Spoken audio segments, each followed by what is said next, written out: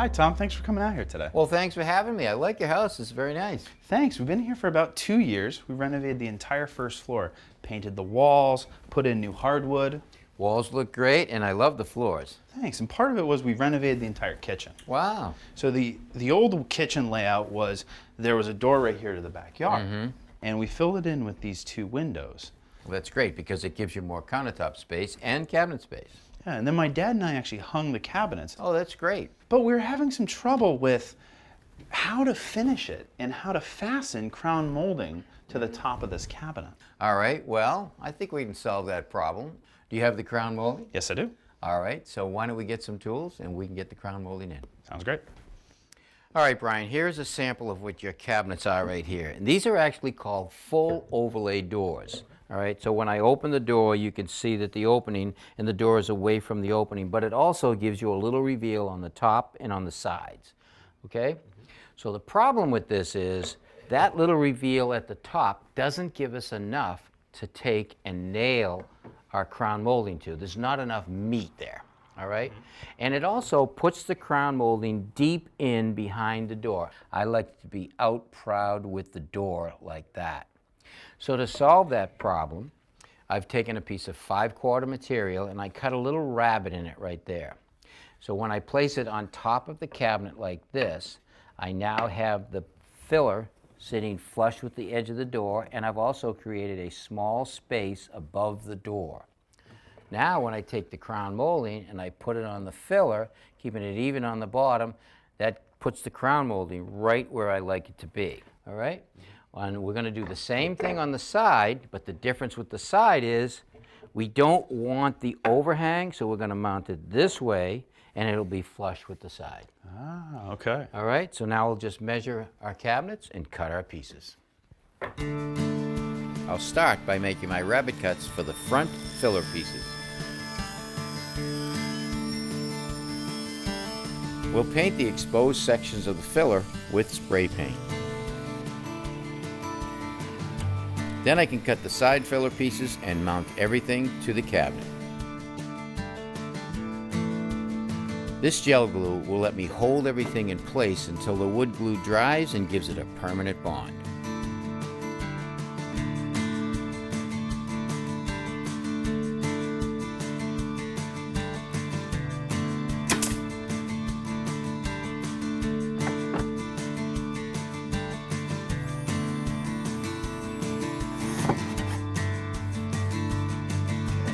All right, now we're ready to start installing the crown molding. Okay. The first thing I've done is I've cut 3 pieces for this cabinet, and I've cut them a little bit long. So I'm going to take the one for the side, and I'm going to hold it against the cabinet the way it goes, push it tight to the wall. I want to make sure I hold it relatively square with the cabinet. So now with the molding into position, I'm going to take my pencil, I'm going to hold it flat or tight so the point is tight to the face, and mark the back of the crown molding like that. I take it down and I'm going to mark right even with my mark that I placed here. I'm going to come up and I'm going to go this way because that's the way I want my miter to go. All right, I'll do the same thing on that side. Now the challenging part when cutting a crown molding is the orientation on how you hold it to the saw and holding it to the saw safely. First of all, let's look at the crown molding, how it goes up. It goes this way, tight to the ceiling, tight to the wall. Actually, these two are 90 degrees to one another. Let me show you with my framing square. So if I hold it against the ceiling and against the wall, when they come together, that's 90 degrees. All right, so now, if I hold it against the table like that, I could cut it, but that's dangerous because I can't really hold it firmly. I won't get an accurate cut if it's not held at that right angle. So what I'm going to do is take this framing square, the ceiling and the wall, and I'm going to flip it upside down. So here's the wall and here's the ceiling. When I take my crown molding and flip that over and push it against the saw so it's tight to the wall and tight to the ceiling, now I can hold it firmly when making my cut, and the cut will be really accurate.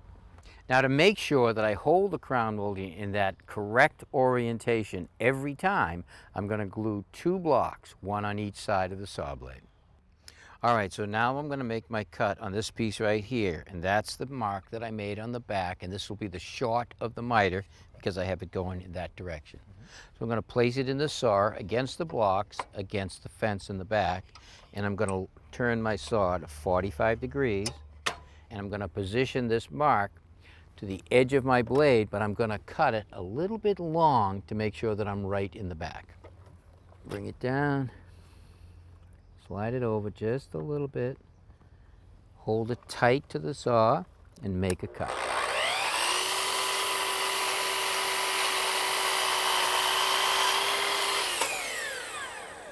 All right, so now I have to slide it to my left just a little bit.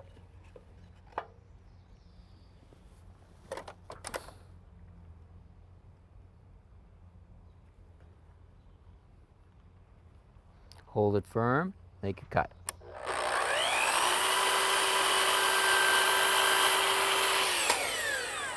All right on the mark, perfect. So now let me show you what we have with our sample cabinet right here. If I take the molding and I put it on the end like it will go, that's a 45 degree. This makes up 90. Now we have to do the sister cut on our front piece that we've cut long also. So that's going to go like that, and I know that the angle is going to be opposite.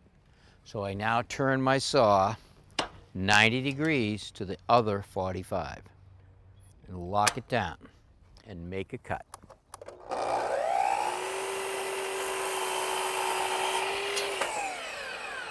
And now we have the sister cut for our side piece. It'll go together just like that. That looks amazing. All right, so now what I want to do is nail this together, take it inside, and mark our length.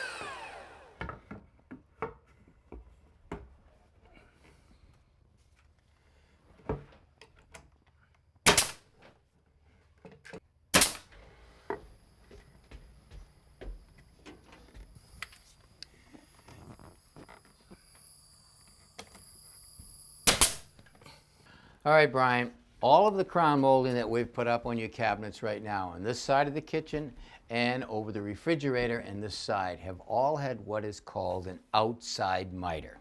Okay. All right. Now this last two pieces of crown molding that's going to go up over this cabinet and return here is going to have what is called an inside miter. All right. Okay. And this is what I've made up. I've made up this piece that's going to go up here.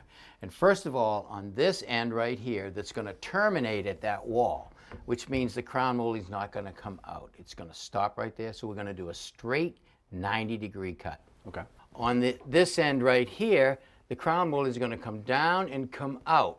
So what we have to do is an inside miter. We have to turn the saw so we cut the miter into itself at 45 degrees. Okay. On the short piece, it's going to come out and we're going to turn the saw in on itself at 45 degrees, which now gives us a 90-degree inside corner. Oh, okay. All right? And then we just have the outside corner that's going to meet up with that. Now this piece is cut the exact length from wall to wall. We're just going to slide it up and nail it into position.